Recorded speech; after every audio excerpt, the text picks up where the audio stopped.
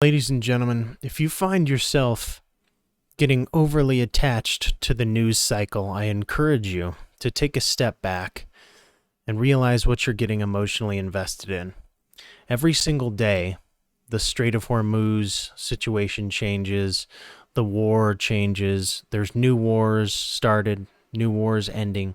If you find yourself getting emotionally attached to what's happening in the Strait of Hormuz today, or what the latest war news is, I would encourage you to take a step back. Most of these situations don't actually affect your daily life, and when they do, there's nothing you can do about it. Getting emotionally invested in the barrel price of oil or in Middle Eastern wars that we have no control over doesn't seem like a great use of resources. Personally, I've seen this cycle play over and over and over again throughout our lifetime. We've had endless wars and endless news cycles grabbing for our attention. An endless amount of quote-unquote things to be worried about that either ended up not coming to pass or not coming to your front door. People will say, oh, this time it's different because maybe there's a draft. Oh, well, maybe. But if you're living emotionally about maybes all the time, that's taking energy away from your mission.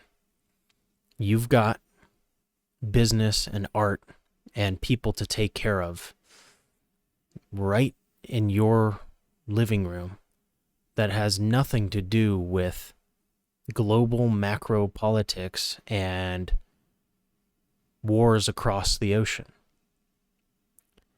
If the bomb was being threatened to drop right on your roof, then we could have a conversation. Then we could justify you being so emotionally invested in what's going on. But the truth is that the threat is not a bomb that's about to be dropped on your front door.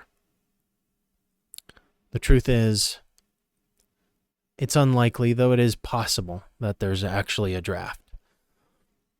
If you're actively getting drafted, then it totally makes sense for you to have a little bit of a more emotional investment. But for now, what good is that doing you to be that caught up in it? These news cycles are designed to capture your emotions and your attention for clicks, for ad revenue, and it works. You know, the sky has been falling every year for the past many years. It seems like the sky is falling all the time in the news. And that fear is designed to keep you invested in the loop. So in the meantime, when this thing is not knocking on your front door, you've got stuff to work on in your own life that has nothing to do with these macro political changes that you can't affect and you can't do anything about. You know, if the draft does actually come to pass, I don't blame a single person for draft dodging. That used to be a massive insult 50 years ago, to be a draft dodger and this and that. But even in the Vietnam era, you'd have boomers agree with you that, yeah, it makes sense to not fight this pointless war. This is not World War II. This is not the same quote-unquote moral justification for war that we had in years past.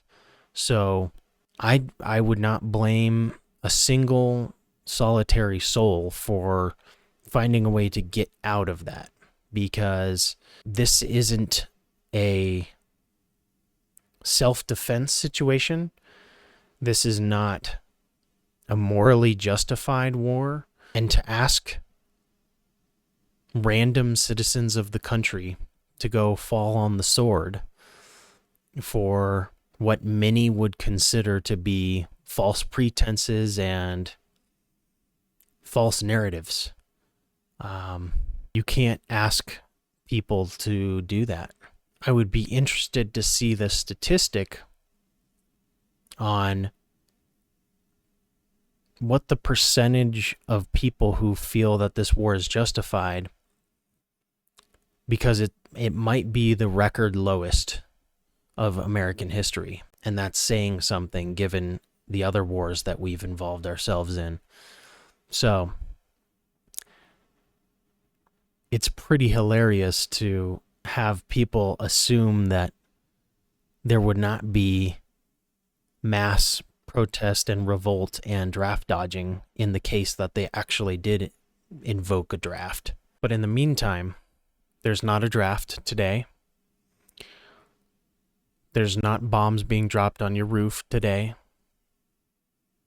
So there's more ground level stuff to work on in your life that doesn't include being so highly emotionally invested in these daily news cycles that are designed to keep you emotional and to keep you thirsty for the next click on the next headline to see what the latest news is and what's the situation here and what's the situation there. I understand being informed, but that only goes so far, and then it becomes a negative loop of engagement with the news. It becomes an excuse to not do certain things, like, oh, well, the whole world's falling apart, quote unquote, so therefore I don't have any personal responsibility anymore.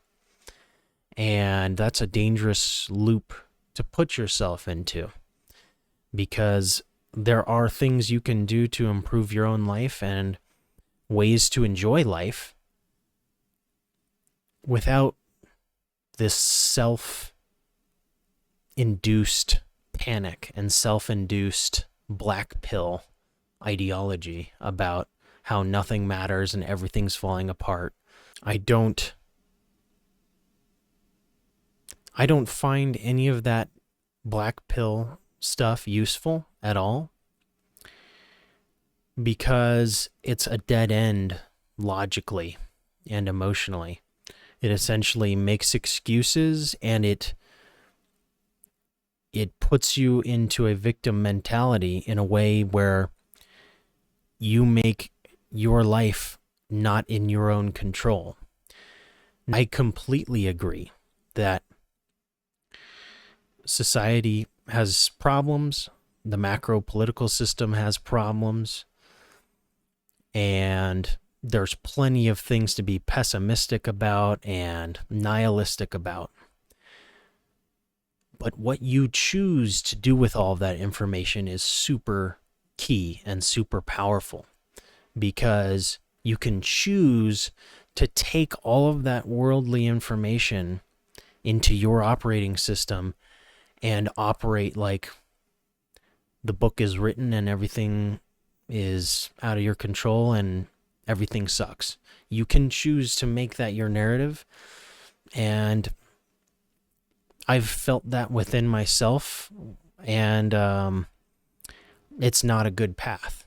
It just ends in depression. It ends in coping mechanisms, and that's not a healthy way of living, and there's a way to turn that around and create your own slice of the world that actually feels good to you, because there's always going to be some bullshit happening across the world to be upset about. That's why this whole news machine works, is because there is always some situation, whether created or natural, to be quote unquote worried about, existentially or emotionally or logically. And because this news cycle is never going to end, there's always going to be these scenarios to be quote unquote worried about. You could be stuck in that trap for the rest of your life if you wanted to be stuck there. You could willingly give away your happiness and well-being to these events that, for the most part, don't end up knocking on your front door. Now, when it's a global pandemic, that one knocks on your front door. When it's a war across the sea, it's not necessarily knocking on your front door. If there was actually a draft, now it literally is knocking on your front door. So have some perspective about how is this affecting your daily life in terms of how much emotional investment you put into these news stories. You're allowed to be informed about stuff. It doesn't mean to plug your ears about what's going on, but to live your life based on all of these large news stories and make your emotional well-being based off of these narratives is not a great decision. And I know that from personal experience, where you can really choose to make those narratives a big part of your emotional experience. You can really choose that. And it can color your whole experience, and it can make your day worse, and it can make your months worse and your years worse if you want that to be the case. So take some of these events that are designed to make you emotional with a grain of salt, and don't take them on so heavily, and instead give yourself some breathing room and some perspective about how does this actually affect my day-to-day life. Yeah, there's some really wacky shit happening out there, and there's some really dumb decisions being made, and the frustration is completely valid. The frustration is completely valid about politicians and corporations, all of that. Totally valid. But to a degree, you get to choose how this moves your experience as a human being and how much you engage with it on an emotional level. So, something to keep in mind.